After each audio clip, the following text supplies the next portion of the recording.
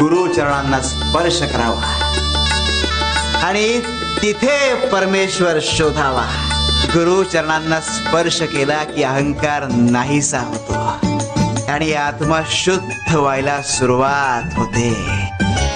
गुरुच्या पायाच्या धुळीचा एक कण असंख्य पापांना मुक्ती देतो. सगळ्या वासना नष्ट होतात. गुरु जिथे राहतो ती काशी आणि त्याच्या पायाचं तीर्थ म्हणजे गंगा. अरे गुरु चरणाच्या अंगठ्याला फार महत्व आहे. त्यातून दिव्य ईश्वरी शक्ती वाहत असते. म्हणून पूजा झाली की दर्शन घेताना गुरु चरणाच्या अंगठ्यांना स्पर्श करावा. अरे पाद्य पूजा जरी दिसताना गुरु सेवा दिसली तरी वास्तवात ती भक्ताच्या भल्या करताच असते. म्हणून पूजा करताना गुरु चरणी लीन होऊन पूजा करावी.